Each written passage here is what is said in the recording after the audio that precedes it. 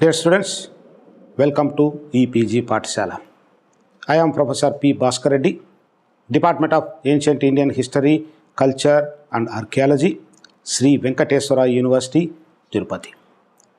In the previous module, we have started to discuss the theme National Movement. In that, we covered the national movement from its inception up to the suspension of Swadeshi and Vande Mataram movements. In this present module, you are going to learn about the Home Rule movement and its contribution for the progress of national movement after the suspension of Swadeshi and Vande Mataram movement. The objectives of the study are the aim and importance of the Home Rule movement, the circumstances that led to start the Home Rule movements by Tilak and Annie Besant, the objectives of the Home Rule Leagues and its progress, their legacy and contribution to the national movement up to the beginning of the Gandhi era. With these objectives, let us start our discussion. What are the main aim of the Home Rule movement and its objectives? First, then we can discuss the other things. With the annulment of the partition of Bengal in the year 1911, there was no organized anti-British movement till the launching of the Home Rule movement. The Home Rule movement was carried after its beginning on vigorously during the years 1915 to 1917. The movement had brought a new life in the national movement with the aim of attainment of self-government for India within the British Empire by all constitutional means.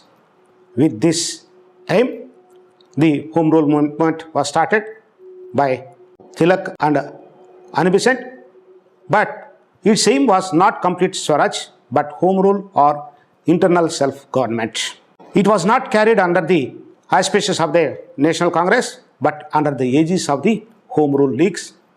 Two Home Rule Leagues were established in this period, one by Balagangadhar Tilak at Pune in April 1916 and other by Annie Besant at Madras in September 1916.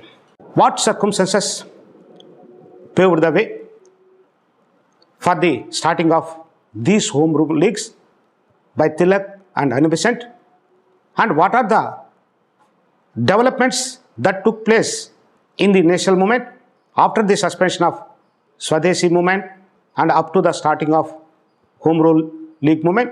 It is also essential to know. These factors are the important factors contributed for the starting of Home Rule League. Several circumstances paved the way for starting Home Rule movement. The Minto-Morley reforms of 1909 failed to satisfy the aspiration of nationalists. In the meanwhile, in the world affairs are concerned, the First World War was broken out in August 1914. In the World War involving mutual struggle between the imperialist powers of Europe, they destroyed the myth of the racial superiority of Western nations.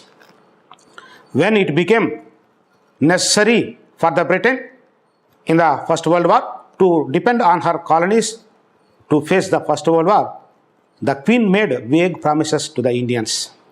Accordingly, she gave so many promises to the Indians to solve their demands.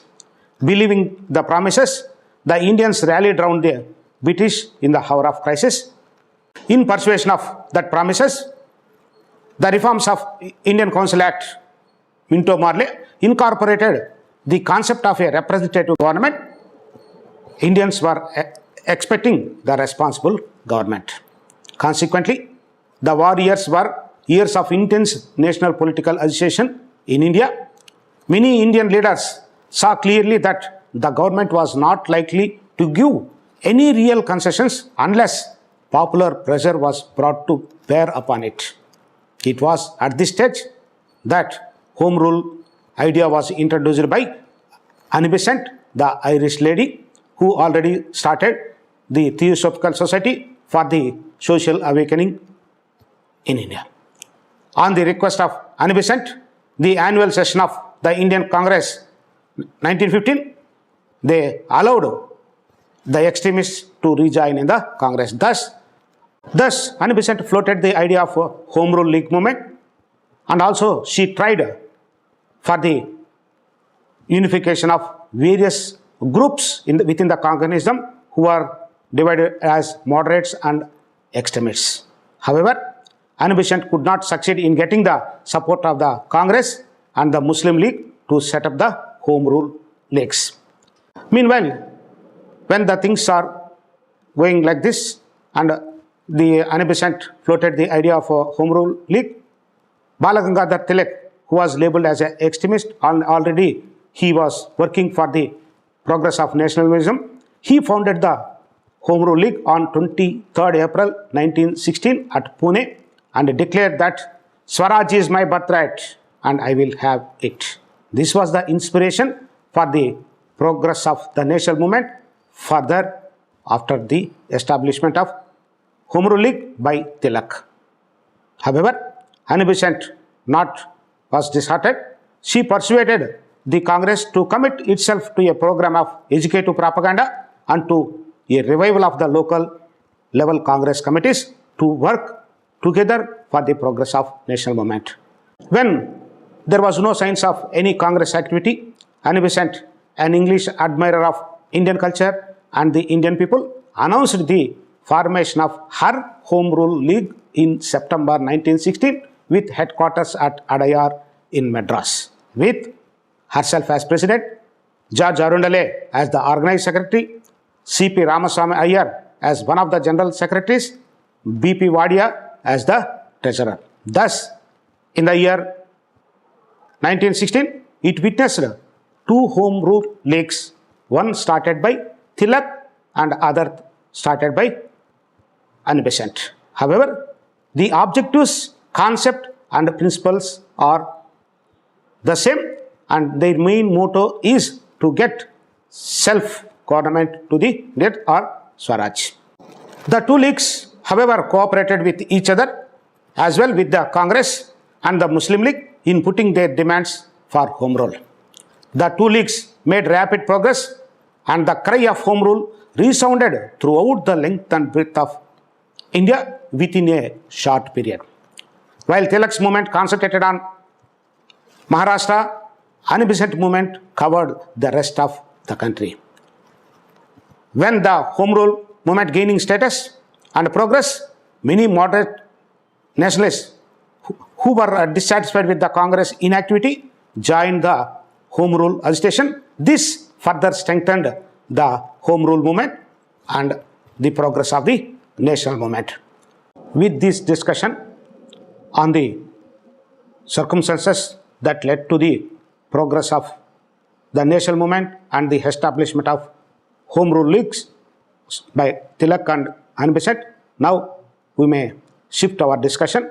What is the contribution made by Annie Besant, not only in starting the Home Rule League movement and how he propagated the ideals, objectives, the course of the Home Rule League and further progress. In this regard, the Theosophical Society under Annie Besant played an important role in preparing the ground for the Home Rule movement as also in the national movement.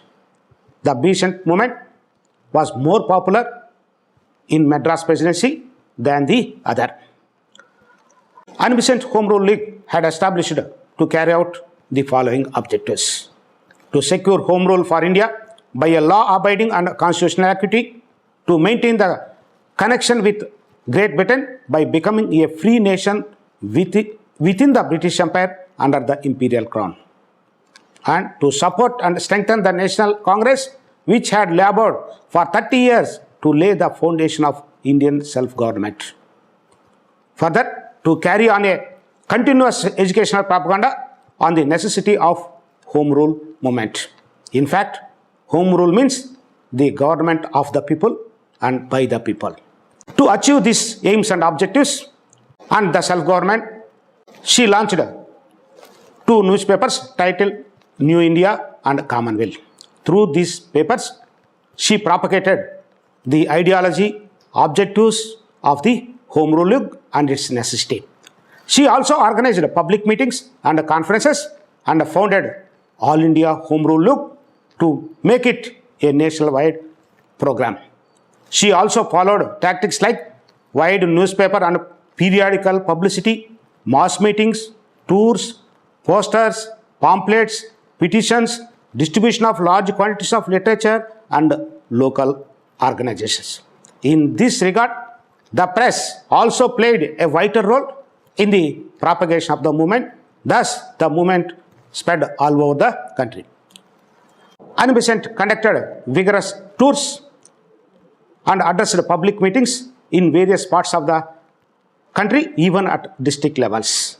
In her meetings, she inspired the people with eloquent and inspiring quotations.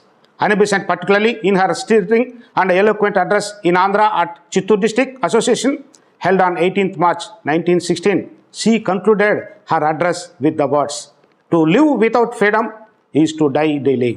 It is not life, but living death." Annie Besant organized a band of Home Rule volunteers called the Order of the Sons of India and the Indian Boy Scout movement. With the organization of these type of volunteers, Annie Besant and her followers acquired a hold on the younger generation. She had also started the National Educational Scheme for the promotion of educational activity. Thus, the Home Rule movement reached the highest watermark with her speeches, tours, and also publications in the year 1917. The increasing popularity of this movement soon attracted the government wrath. As Annie Besant was writing articles advocating on self-rule for India and denouncing the government policies, several actions were taken against her under the Press Act. Even the fines and penalties were also imposed. In spite of this kind of punishment, the agitation started by Annie Besant continued to gain strength. There was a criticism of government's policy of circulating freedom of expression. Even in this crisis also, Annie Besant wrote two notable books. They are How India Wrought for Freedom, India a Nation. Thus, Annie Besant propagated the idea of Home Rule movement through various methods, and she conducted tours and inspired the people to join in the national movement. The important feature of the movement is the student and young participation. Students became the backbone of several of the League protest movements. The government, to suppress the entry of the students in these agitations, passed orders prohibiting students from attending public meetings and political agitations. Meetings were held everywhere to condemn the law. Government suspended the students who defied their orders and got involved. The suspended students were also intimidated that their readmission would not be permitted unless their parents guaranteed their good conduct to regain once again in the college or institution. When this type of suppressing measures are going on, as a counterblast, Annie Besant labored successfully to start a national college at Calcutta. Besides the starting of National University at Calcutta, in Madras province, the Madanapalli in Andhra became the nerve center of her educational activity. Her society started the Besant Theosophical College in the same year 1915 and also Rishi Valley School. By this, thus Madanapalli in Andhra Pradesh not only became a center of education and also it became the center of political activities to carry the Home Rule movement started by Annie Besant. The important of this Madanapalli is the Rabindranath Tagore, the great poet laureate, also visited the Madanapalli. He paid a visit to Theosophical College, Madanapalli in the year 1919 and stayed up to March 2nd. During his stay, he translated the famous Bengali song Janagana Mana, that is now India's national anthem, to English as the Morning Song of India.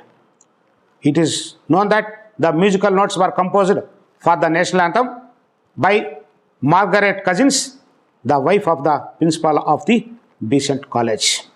When the Home Rule League movement was in great progress and it received the mandate from all sections of the society, Anne Besant also addressed so many letters to the then Council of the Britishers for the Home Rule or for self-government to India.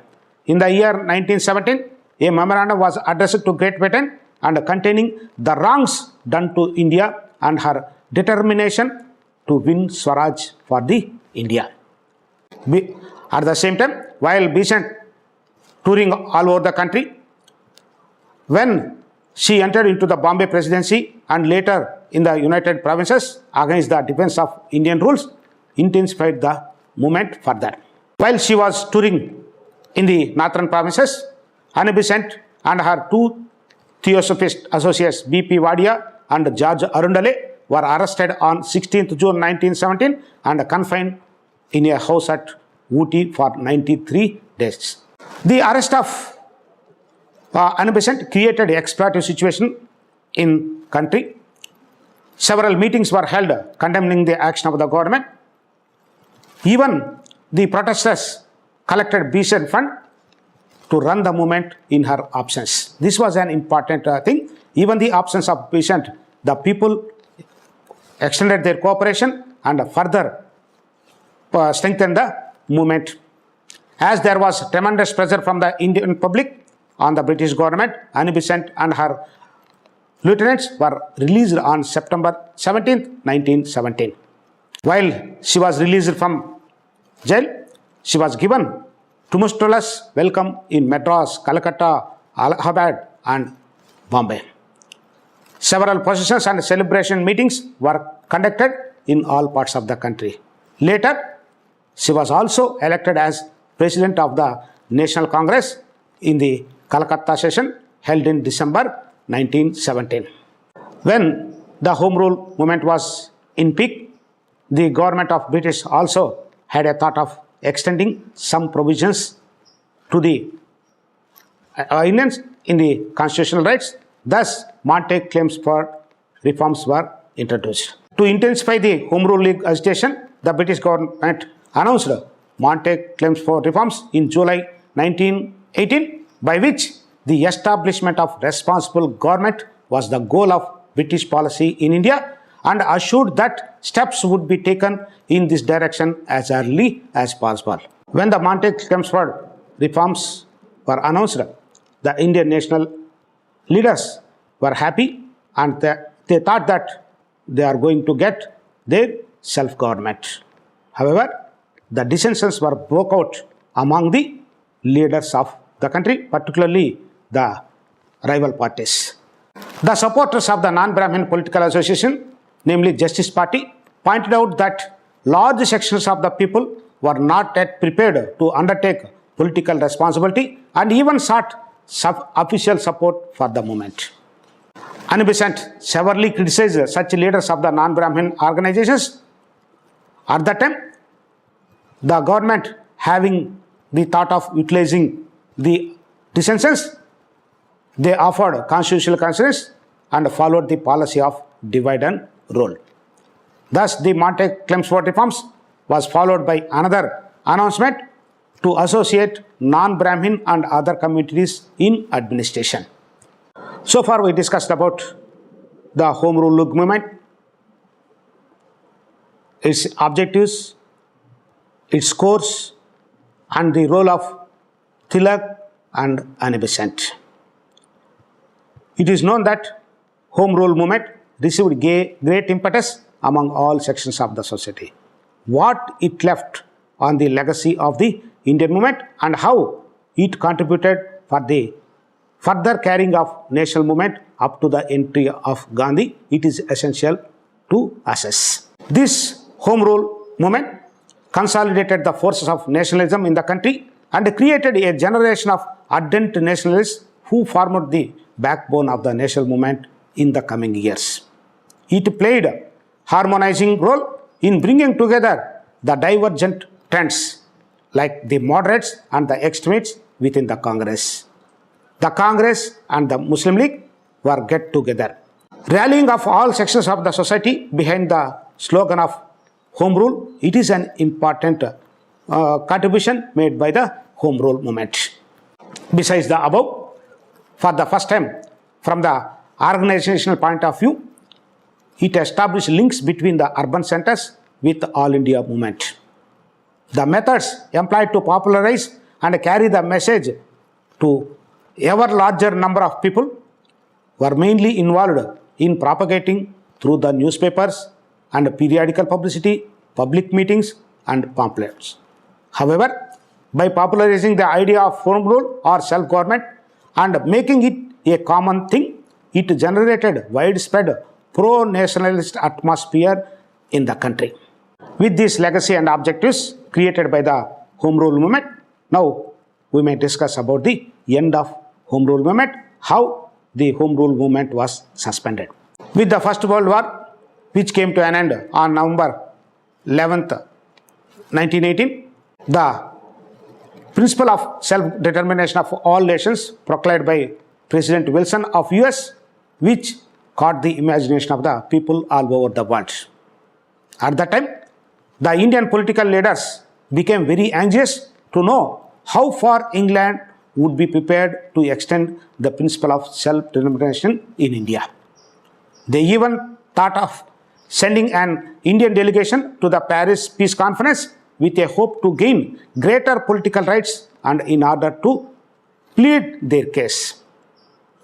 The annual session of the Congress held in Delhi suggested modifications to the Minto Fort reforms and nominated the leaders like Tilak, Gandhi and Hassan Imam as representatives to peace conference. Thus, with the conclusion of the First World War, the Home Rule movement also may be said to have came to an end.